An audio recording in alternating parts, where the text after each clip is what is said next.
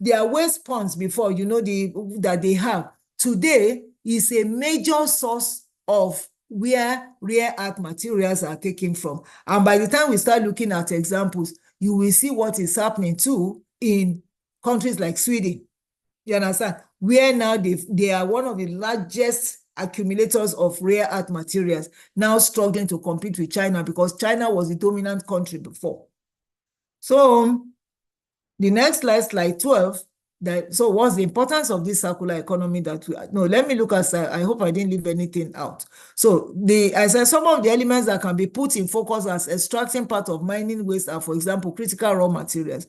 Demand for critical raw materials grow daily as they are particularly important for high-tech products, very high-tech products, for chips, pacers, for people who have heart issues. They use them for pacers, they use them in batteries, they use them in so many things, chips, in medical industry, in all areas. So you find out that they are extremely very important. Nothing should be wasted. So importance of circular economy.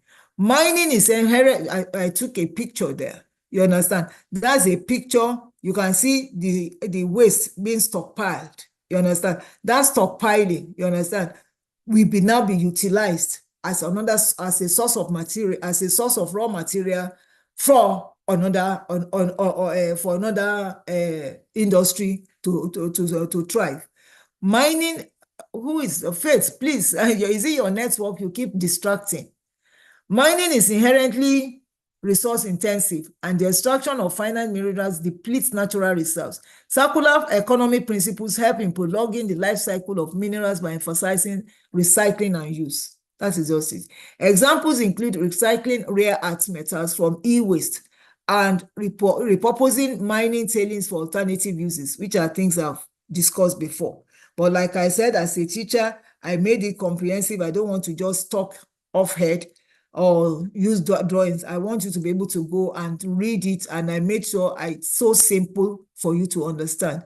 Then, so what are the best global practices if you want to promote circular economy in your investment? For example, if you are coming with a mining proposal here, now you must attach your sustainability profile to it, and that must include the CE.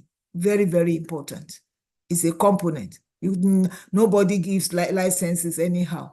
And you can see great countries, smart countries now, redefining, reevaluating, withdrawing, because so many things are coming to it. Geopolitical competition for mineral resources have started. If you follow this Time magazine, I think last week, did a whole write-up on that. Interest. Now, people protecting their resources. You understand? Because everybody is thinking of the future.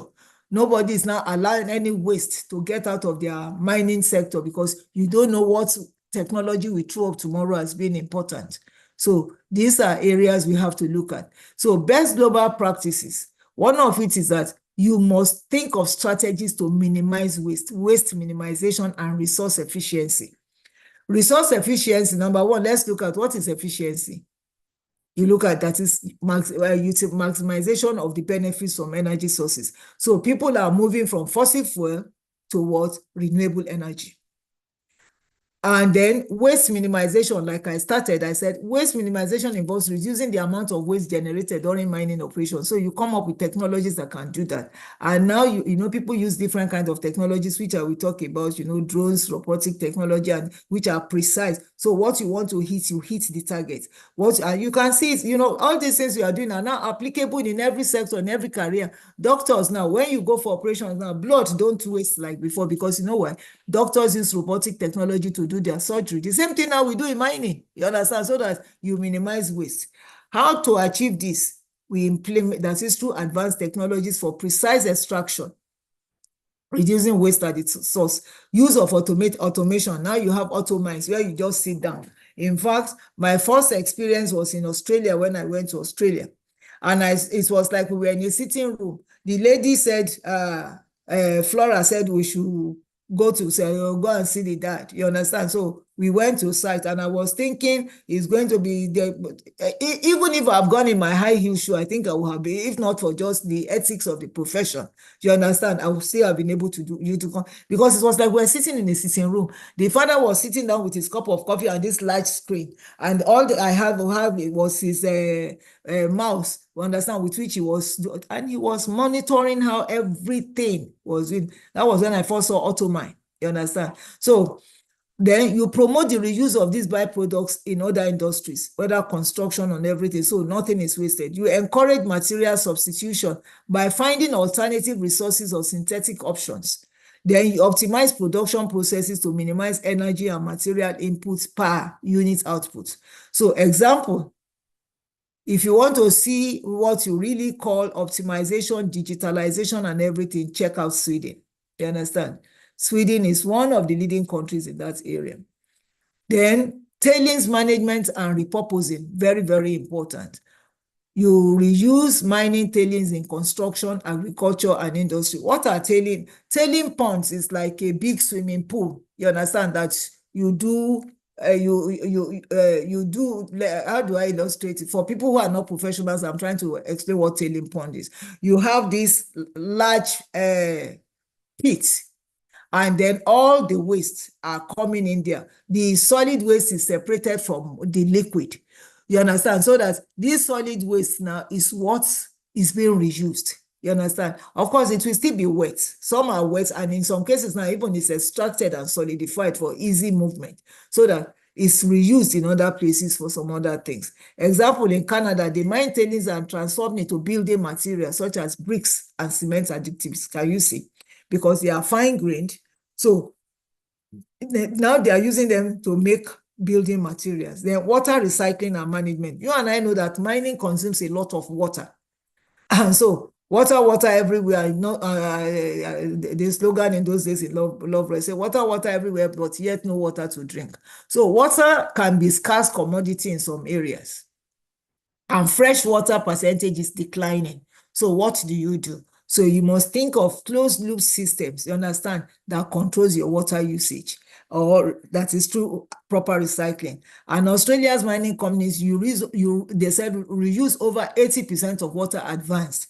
You see, these things are shared, especially for those of us that are professionals, and I use this opportunity to equally congratulate one of us today who is a DG. I'm proud to say, yes, I'm part of the success story. These are things that we have to introduce. We can't say business as usual. Oh, as they've been doing it before, that's what we want to continue to do. For every woman, for every man who finds himself in new positions in the mining sector, this is how to unseat the original practices we do by making sure we adopt these new practices in what we do. But it's through recommendation, because our leaders don't know, and they don't have to know, because they are not professionals. But we who are there are the ones who advise them. Then practice adoption of renewable energy sources. We don't have to talk about that. And Chile's, virtually all Chile's mine, you understand, Escondida, we did a lot of homework around that. I'm sure if Mrs. Olushola is online, she will tell you. It's all based on solar now, solar plant. Community and stakeholder engagement. Community and stakeholder engagement is very, very important, where you make people the center. You understand? The center of whatever you are doing, because where you have community engagement, you carry the people along, you have initiatives, you understand, that foster partnership and reduce friction. So these are extremely very important global practices that promote sustainable circular economy and sustainability. So I'm just trying to show you some of these things. If you look at, this is sand mining, for instance. There's no way this, you understand, if you look at the conveyor belt system, this conveyor belt system, you understand, can be extended without moving over the sand. You understand? And is controlled such that it can extend to wherever you want it to extend to without moving, unlike the previous conveyor belt system that will even cause some disturbances on the very soft sand on which it is moving, resulting in caving and all manner of things. So these are some of the beautiful kind of technology, you understand, that removes carbon, that removes the footprints of what do I call it now? I lost word for what I'm trying to say, but it addresses carbon net zero issues. You understand? Automation, you cannot beat it. So mining, material transportation is very important, especially in sand mining because of caving, where you disturb, if for people who have gone to mining sites where mining are mined or where it is a major overburden, you find out that as you are mining and there's movement, the thing can collapse over one and kill one. So that is why it is very important you do things appropriately using technology. And I came up with some of the tech solutions for you to see. These are some of the things, like if you look at this, that's mechanical tool. The red one, the orange one is a mechanical tool for deep cutting. Don't mind you understand, for deep cutting. That's the orange one where I have my cursor now. And what is it cutting? It's cutting into rocks. You understand? So you don't have to be there to start. You just precisely set it and the teeth move in whatever direction you want it to move. It's able to cut precisely what you want to do. Picture 2, you understand, is the picture 2 is that's the one that has the yellow and everything. It's an auto mine where you sit down. That is the two pictures above, with the man with the orange overall. You sit down and all you are doing is that you are looking at all the operations and commanding, and activities are going on. You understand? Because you can mine to precision. And then number 3, you see the use of drone for cavity monitoring system. That is when you want to do survey underground, the one that human beings go and they take risk and then the thing collapses on them. But this one is precise, so you know what you want to do. So these are the kind of technology that enhances circular economy, because wastages are at the barest minimum.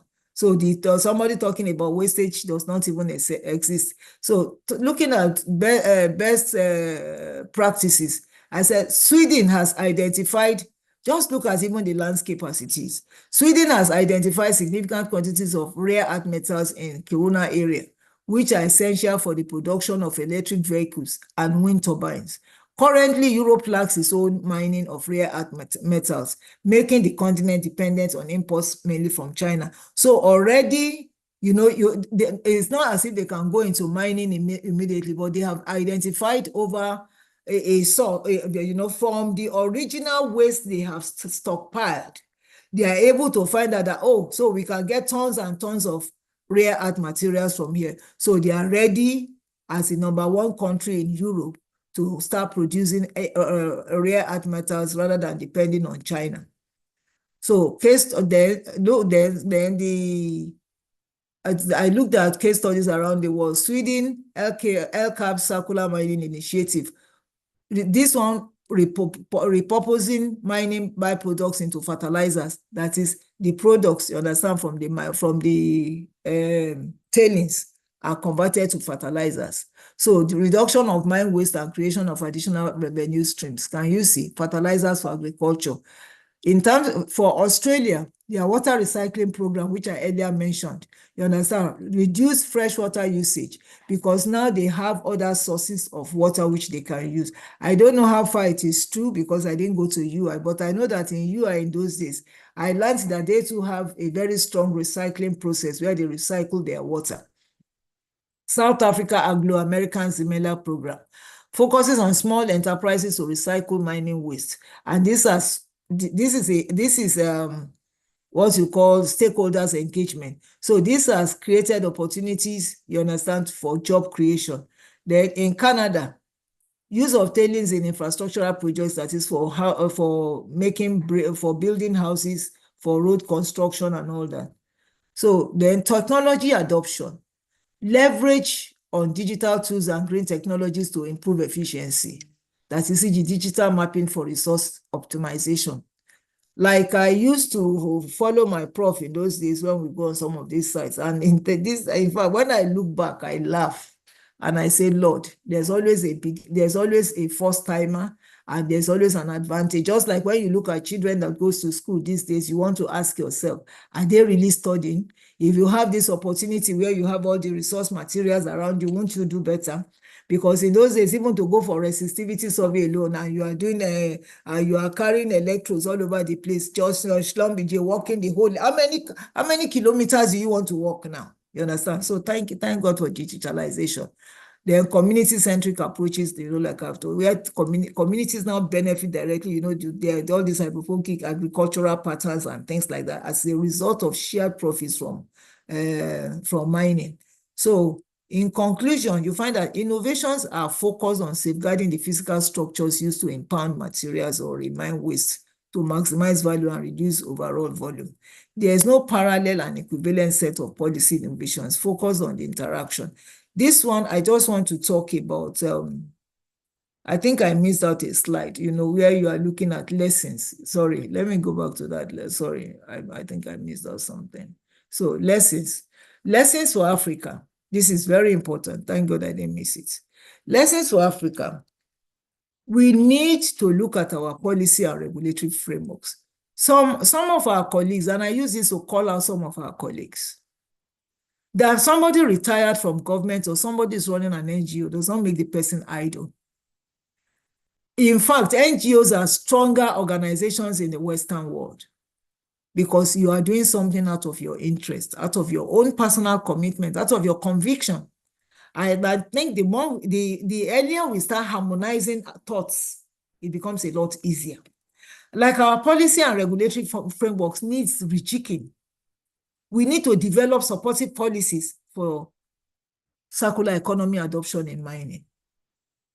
You understand? Like incentivize green technologies and recycling initiatives, capacity building. Capacity building is very, very important. Even our educational curriculum, you understand, must start looking at that sustainability and capacity. That is where you can't miss capacity building discussion in such things. So then equally establish centers of excellence or back some in mining research. Then public-private partnership, you understand? That triangle is equally very important. That is where you foster collaborations between all stakeholders. Technology adoption. You leverage digital tools and green technologies to improve efficiency. Then community-centric approaches, very, very important to make sure that the communities are not left out when it comes to the issue of circular economy. Because you find out all these frictions will be reduced, then productivity, then everybody is doing something, everybody is benefiting. Yeah, you find out that the mining wealth, if you look at San Francisco grew, you understand, from mining wealth.